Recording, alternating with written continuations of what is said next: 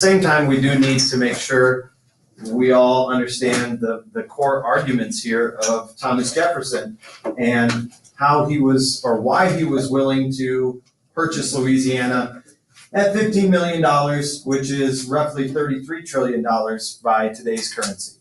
Okay? So doubling the size of the nation and taking on that tremendous amount of debt. But 15 million is a big investment. Now we see 15 million, it's like, oh, that's small, that's No, but no. in I would take a crispy $20 bill right now. Right. And be happy. To adjust to current value, $15 million would be about 33 trillion. Okay, our national debt right now is hovering around 21 trillion. So it'd be more, it would be more than doubling our national debt. But of course, it also doubled the size of the country, and it involved the world's most fertile river valley, the Mississippi and the Missouri River valleys. And think about how important that region is. The region we live in, pretty darn important. Anyway, in order for us to really appreciate the impact of Thomas Jefferson, we have to look at what his core values were. The thing you're going to see in your Ed puzzles, which will be coming out this weekend for chapters 11 and 12, is that Jefferson was a person with high ideals. There was the idealistic Jefferson, and you probably have heard me say this a million times now, and then there was the pragmatic Jefferson. Let's talk about what the Democratic Republicans believed as far as taxes. John, you got something running in your ear? Or you sweet? You're not John. No. Yeah, I realized that. He's behind you, so my eye contact is like the same. I'm sure you weren't confusing me with my twin. I'm pretty sure I was not confusing you. Okay, so what did people like Jefferson think about taxes? State taxes. Okay, if there's going to be taxes, they should be local. Very good. Actually, Caleb, that is one of the more sophisticated answers I've had, because a lot of times, I know, who knew? Ready for prom. Okay. It's not that people oppose all taxes, but the general attitude is that if taxes are going to be raised, they should be local so that the money stays close. Democratic Republicans are opposed to big taxes. Like, what was the big tax that Jefferson decried during the Washington administration? The whiskey or the excise tax, okay? When Jefferson gets to office, he's going to get rid of that excise tax because it's hard on farmers. How about debt? How do the Democratic Republicans feel about debt? Don't like it. They want it paid off ASAP, right? Debt is going to enslave the nation. And so Jefferson is opposed to a large national debt. How do we know that? What event or what particular? Now, I'm going to put somebody on the hook here, okay? And every person I've put on the line today has been just fine with this, but Caitlin, okay? How do we know Jefferson and the Democratic Republicans were opposed to debt? Where have we seen him object to a large national debt? I assume that was a big hint. What law that was supported by Alexander Hamilton? I assume you know the plan. I assume you know the plan. The Assumption Plan, yeah! The Assumption Plan, which was going to take on a large amount of national debt, was something that the Republicans greatly feared, okay? Now we need to recognize that because Jefferson is going to purchase Louisiana for $15 million, a tremendous amount of debt. But we're going to see how he justifies that in a minute. Now, what about interpreting the Constitution? Okay, Carson? Okay, you need to read the Constitution, and anything that's not written in the Constitution, how did the Democratic Republicans feel about that? It was unconstitutional. Okay. Now I'm going to give you one word. I heard, again, Hunky with the win. To give you a term, and this is something when you get to government next year, people that want to interpret the Constitution narrowly believe in a strict interpretation. Okay? So if you're looking for a vocab term, strict interpretation is that term. And you're absolutely right. Good job back there. Now, I'm going to put someone else on the line here. JD. Most complicated question. I've put somebody on the spot to answer publicly. Okay? So Democratic Republicans believed in a strict interpretation. Federalists believe in a more loose interpretation. Sometimes they would justify their interpretation with the elastic clause, Article 1, Section 8, Clause 18, which said that Congress, the government can do whatever is blank and blank to carry out its function. The elastic clause is also known as what particular clause? It says the government can do blank and blank. See, huh? JD doesn't always know the answers. Just kidding. He'll get it. Starts with an N. N and P. It expands the power of government to do whatever is N and P. Who knows it? Anybody know? Miley, you know? Oh, yes. Necessary and proper. That is exactly right. Okay? The elastic clause or the necessary and proper clause gives the government the power to do whatever is necessary and proper to execute their described function. But Republicans, Democratic Republicans, believe in a strict interpretation. Now, JD, don't feel bad. No one got that right today. Okay? But that is something we need to differentiate between Democrats and Federalists, okay? Republicans and Federalists. So, how about this? This is an easier one. What type of lifestyle did most Democratic Republicans practice? Yes. Farming. Yes, farming. And they lived in the South and the West. Now, we are going to see in the administration of Thomas Jefferson where sometimes he's consistent, but oftentimes, especially in real important instances, he contradicts these values that he has supported since the Declaration. Okay? Starting with the purchase of Louisiana in 1803. Now, with the Ed puzzles, we're going to see with the Ed puzzles exactly why France sells Louisiana to the United States. But remind me of this. Here's another pop quiz question. Who owned Louisiana after the French and Indian War? The Spanish, yes. And that's easy to forget, right? We know Louisiana is sold to us by the French. We know that the French had it before the French and Indian War. Sometimes we forget that the Spanish are mixed in there, okay? I'm going to keep recording this, Jake, so you can. Yep, that'll make it available to you this weekend because I know how much you are sad that you're missing class right now. Hi, future Where me. are you going? The doctor. Oh. I'm gonna- okay. I'm going to do this. Yeah, it's just for my shoulder. Oh. Okay. So go ahead and get your primary sources out.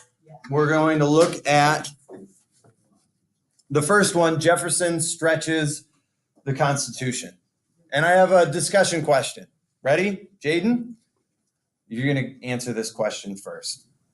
Have your parents ever said to you, I know you don't like it, but you'll thank me when you're older? Yeah. Or this is for your own good. Oh my God. Have they ever said that to you, Jaden? This is for your own good, or you'll thank me when you're older? Maybe, probably. Probably. No, you can't think of a specific example? Oh, yeah. Anybody have a good example? Your dad has definitely said that Obviously, it's the reason you're all in A push, right? I gotta get out of here. No, you'll thank me when you're older. That's exactly what my parents told me. Ella said, we're doing this together. Yeah, Good. I made Katie do it. Yeah. Well, you'll thank her when you're older. Yeah. Anybody else have a good story? No, Like but that learning phrase gives me a lot of responsibilities, like to- anxiety. Does it? So you've had it once or twice. John, you seem to shudder a little bit. Did your parents say that to you at some Oh, point? yeah, all the time. For what? Just random things. Yeah. Like if I get in trouble, they're like, oh, you'll thank me when you're older. Yeah. Or this is for your own good. Yeah. That doesn't sound like a healthy routine. All right. It isn't. Hey, so we are on page 240, and we're going to do just a little bit of circular reading here. And actually, since it's Friday and it's late in the day, we're going to try to get through this. But at the same time, I need you to stay focused and really think about the phrases, the passages that I'm talking about, okay? So to kick us off, a dramatic reading of Jefferson Stretches the Constitution by Nate Unger. Yes. First paragraph, please. The treaty must. Okay. This treaty must, of course, be laid before both houses because both have important functions to exercise respecting it.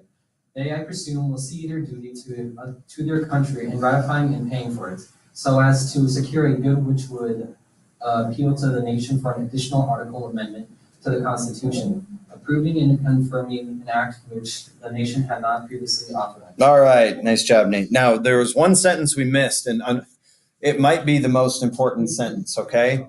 So I'm going to read it out loud, and I want you to tell me really what is Jefferson saying here, or how could you put this in a different set of words? It is, we have to secure a good which would otherwise probably be never again in their power. Okay? How else could you say that? We have to secure a good that would otherwise never again be in their power. Nate! What? You okay? Yeah. Okay. Sorry. Go ahead.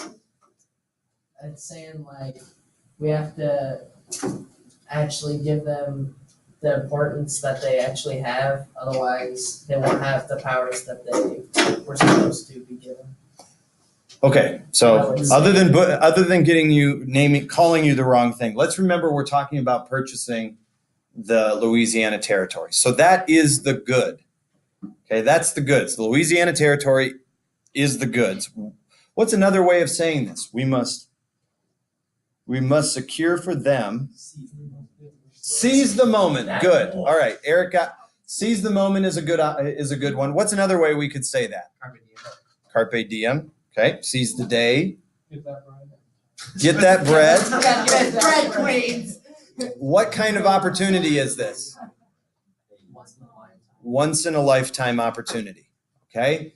So we need to get that bread, seize that opportunity, carpe diem, because this isn't going to come again, is it? Sorry, Caleb. All right. Paragraph 2. Lexi, will you take paragraph 2? Now, in Lexi's defense, there's going to be some tongue twisters in here, and nobody has done it correctly yet. So go ahead. Let's read the first half of this paragraph. The Constitution has made no provision for our holding foreign territories, still less for incorporating foreign nations into our union. The executive, in seizing the figurative occurrence which has so much advances the good of their country, have done an act beyond the Constitution. Okay. Right, let's stop right there. The executive branch. What position is inside of the executive branch? President. The president. The Secretary of State is as well. Okay. This is President Jefferson. Is he part of the executive branch? Yes. Read the very end of that sentence again. What has the executive branch done? In other words, buying Louisiana. Does Jefferson think it was constitutional? No. No. So is he admitting his guilt in breaking the Constitution? Yes. Okay. So he's being honest. TBH. I did something unconstitutional. Okay. Oh, well, Now, part 2 deals with the legislative branch. Is the president part of the legislative branch? no. No. Okay, so the second part, he is addressing the legislative branch, and I'm going to read this part because it's going to throw in this phrase, metaphysical subtleties. What that means is putting aside all of these little details about what's right or wrong or constitutional. He wants you to look at this practical. Okay, so I'll read it and you tell me what the big argument is here.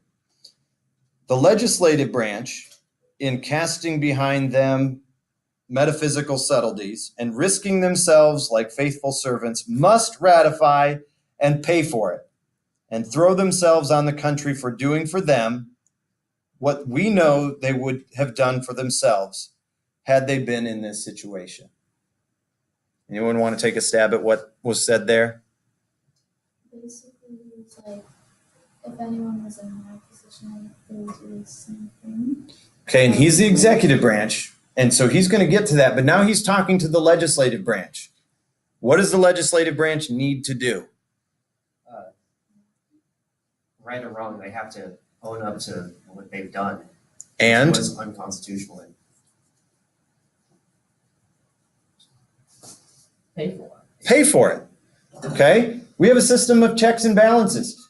President acted unconstitutionally. Now he's asking Congress, pay for it. Okay? Put aside this idea of what's constitutional and what's unconstitutional. Okay? Pay for it. Why? Okay?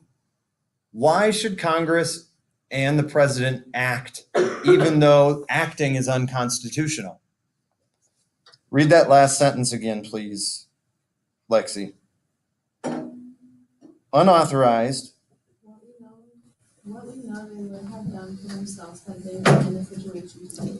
Now, this is a good reminder to all of us to avoid vague pronouns like they, them, theirs, he, she, my. Those types of vague pronouns get us really confused about who it is you are actually talking about. Who is Jefferson talking about? They would have done this if they were in our shoes. Civilians. Bingo. Okay? They, the citizens, would have done this if they were in our shoes. What kind of government is it where officials represent the will of the people? A republic. A republic. Okay, you're batting 1,000. Nice job.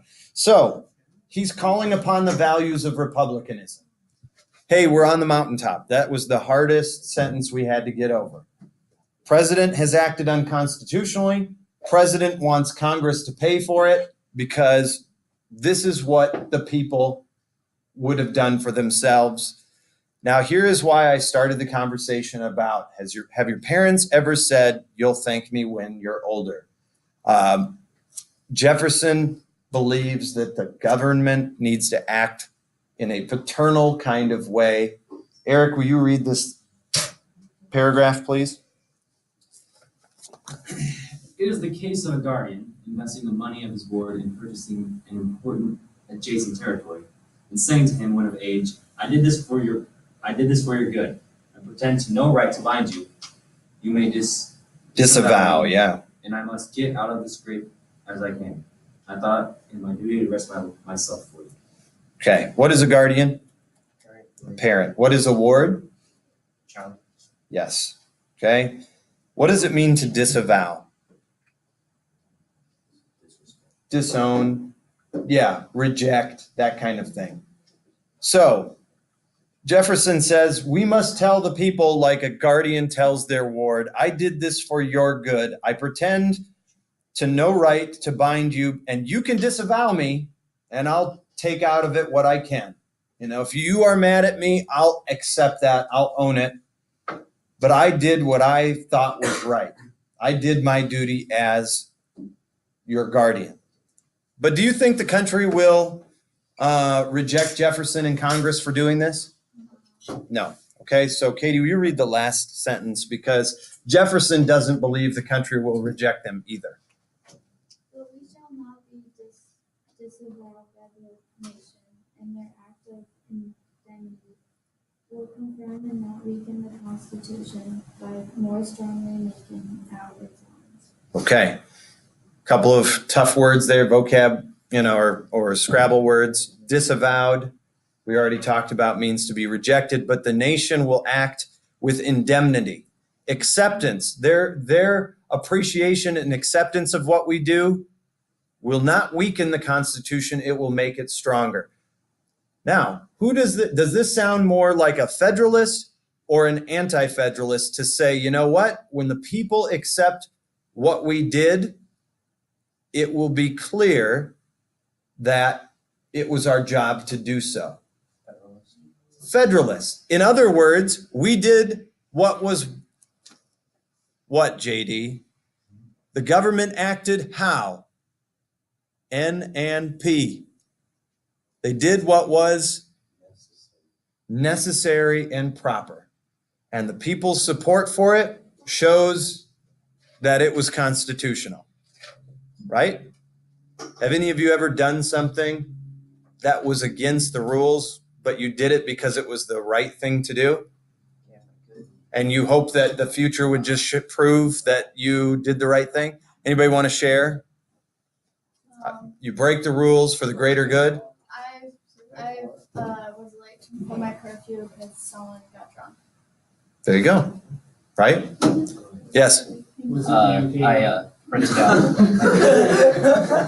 No, not me. Mood. Anyways, I printed out a study guide that we were supposed to like make study guides for ourselves, like for science, like 2 years ago. One of my friends had not done that, so I printed mine out, changed the font, and then put her name on it. I mean, got in trouble, but she still got points, so that's great. Okay. No. I think people will judge these situations differently, I mean, but for the greater good, right? We've all been put in a situation where there's a greater good. Yeah. Good. I don't Good. like being rebellious. We got another step to take here, okay? So please understand, looking up here, Jefferson, the anti-federalist, the father of the Democratic Republican Party, puts aside his strict constructionist ideas and buys into this, do what's necessary and proper for the people. Okay? Just like the guy who writes about life, liberty, pursuit of happiness, all men are created equal, yet he owns slaves. He is a man of contradicting principles and action. Okay? But that didn't mean that this sat well with everyone. I want to take a look at this next article by Roger Griswold, not related to the Griswolds of National Lampoon's Christmas Vacation. I wish that were the case, but anybody a fan of that? Oh God, every Christmas. Yeah, the Griswolds. Oh, Very good. Now, we're not going to read this whole thing, but I do want to read a couple of passages to you, and then I want to talk about how this relates to us today. Okay? So in the intro, it says here that critics of Jefferson's Louisiana Purchase were concerned that the mixed race of Anglo, Hispano, Gallo Americans would ultimately outvote the charter members of the states. Now, the one part of this next essay that I want, or the speech by Roger Griswold that I want to read to you is this, and I want you to tell me what his big concern is.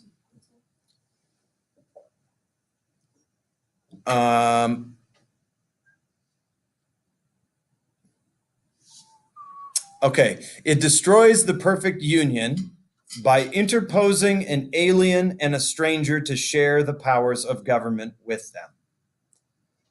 It destroys the perfect union by interposing an alien and a stranger to share the powers of government with them.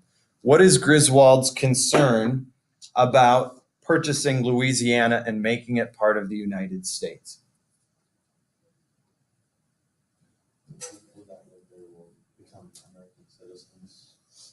The people that live there will become American citizens, and why is that scary, or why is that a problem for people like Griswold, JD?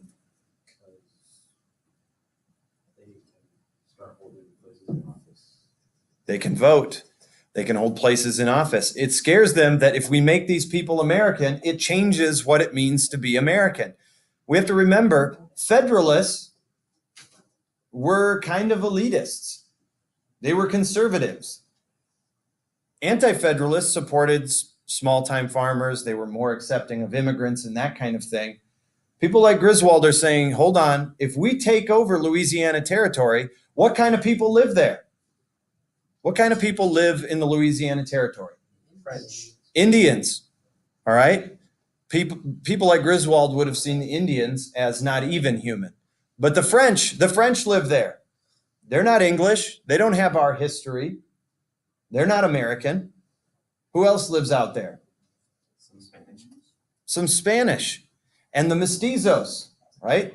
This cross between Spanish and Indian people that are starting to rise up. If you look at the picture of the map on your in your reading packet, you'll see that a part of Louisiana includes northern Texas, right? Today we would say these mestizos people, you know, they seem a lot like they're Mexicans. And indeed, Mexico eventually will become an independent territory.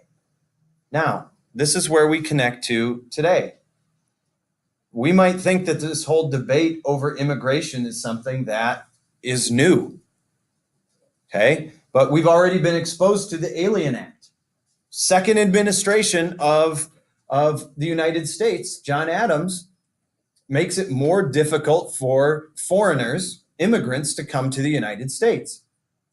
Here we are with Jefferson, and there's concern by Federalists that immigrants or people that are not American will change what it means to be American.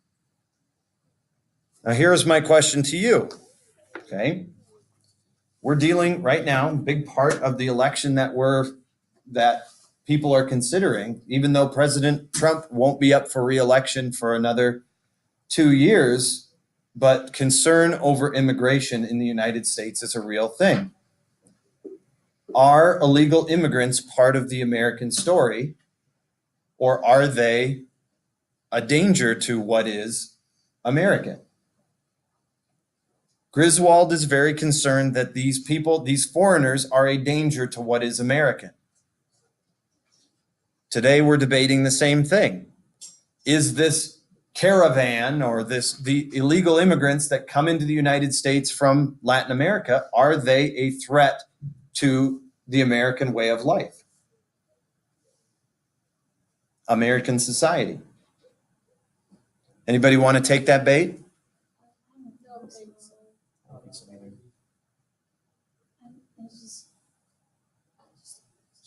Me neither. Why? I know me personally, I'm just like go with the flow. So Okay. I mean, Now, I just let use some- people do what they want. And this is why, I mean, I love the beauty of words. So I just phrased a question in a very loaded way. I said, are they a danger to the American way of life? Now I could rephrase it to say, will illegal immigrants change what it means to be American? That's a little less loaded. Miley, did you want to speak? Jordan? Will illegal immigrants change what it means to be American? Yes. Okay, so I agree the way you worded it originally was really loaded, especially in very negative. They're not a danger specifically, but they are definitely going to change because, well, they're definitely going to change how we view the American people because typically those people are harder workers because they come from, They have to. they They have don't to, get the choice to not work. both Right. socially because, you know, racism is a big, huge issue in America and they have to fight to even just be seen as equal. Right. And also the fact that typically they take much harder work at a lower pay because workforce exploitation is also a huge issue. Yeah. Here's what I'm going to propose to you. We won't answer this question today, and you are all, this is a laboratory of ideas, okay? So people will say things, and sometimes when we say something, then we immediately feel like, oh, that didn't come out the way I was thinking it. And obviously it's kind of a judgment-free zone in that regard. But we won't all come to the same consensus on those questions. But what I want you to take away from this is to look at how similar our times are to these early times. The concerns over immigration, the attitudes by some that immigrants will change what it means to be American. And I would say you can safely say that immigrants change what it means to be American, but at the same time, that is the American story. Unless you're Native American, your ancestors came from somewhere else, right? And so in each time, each wave of immigration that we see, there is concern that, oh, they're going to change what it means to be American. But to be American is to be an immigrant or to be tied to an immigrant story and to face nationalism, the fear that, people of a different race or religion or culture are going to somehow upset the apple cart. And one political group will want that and support it, and another political group will be opposed to it. And that is something we'll see time and time again. It's one of these major themes when we're talking about peopling or immigration, right? But I think it's really meaningful to see how the past ties to the present. It gives me hope, but it also makes me hopeful that we will choose to do the right thing that will lead to success where it's led to success in the past, and not the wrong thing where it's led to division and problems, right? Yeah. Okay, so here we are, end of the week. Just a reminder, be sure that you have your DBQs turned in. Be sure that you're keeping up with your ed puzzles and those types of things that get sent out, your notes, and your reading.